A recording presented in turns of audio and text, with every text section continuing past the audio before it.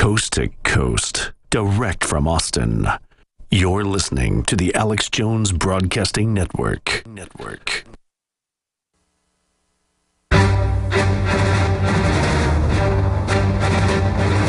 Big Brother, mainstream media, government cover-ups. You want answers? Well, so does he. He's Alex Jones on the GCN Radio Network. And now, live from Austin, Texas, Alex Jones. All right, you know, we line up guests, and most talk shows would just hang up on the callers when a guest comes on, but I let folks hold if they want to stay with us to talk. So I kind of apologize, but also say, hey, I'm doing you a favor. My point is I don't like making people hold, but I do. Darlene, thanks for holding from Canada. Then we'll go to Dennis and James. Go ahead. Hi, Alex. I've been listening to you for 8 years, and I believe they're going to let the border crisis get so bad that's when they'll introduce the UN troops on Americans.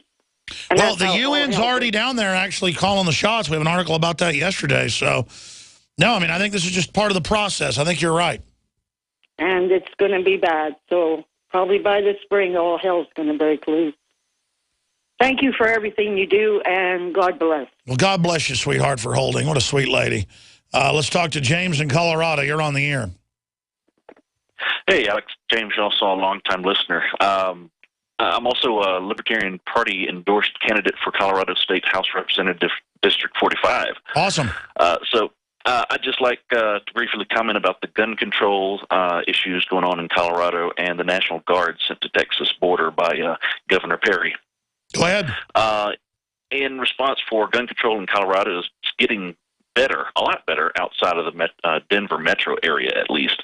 The city that I live in, Castle Rock, their city council just recently voted to remove the ban on open carry in all public government buildings and city council meetings. If you remember, almost half of the city council said they were going to resign if the ban was removed.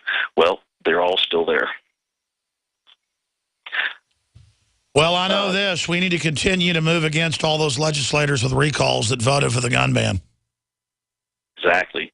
Also, in regards to the National Guards sent down to the Texas border by Governor Perry, what Perry needs to do is give the National Guards orders not to allow the feds to be even in the area that they're actively patrolling and guarding. Since they're being deployed by the governor himself, it's not a war activity. So the federal government and their federal agencies have zero authority to do anything. What needs to happen is Governor Perry and the Texas Guard need to restrain and just ignore any requests by these feds and federal agencies.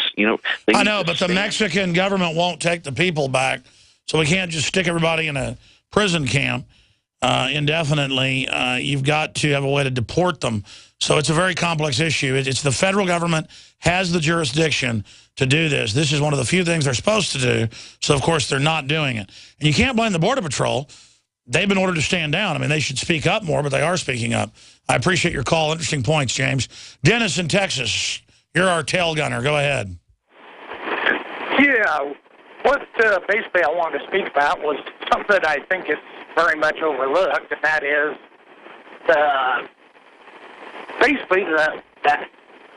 how much the church is involved in what's going on. Oh, yeah, they're 501c3, faith-based initiative.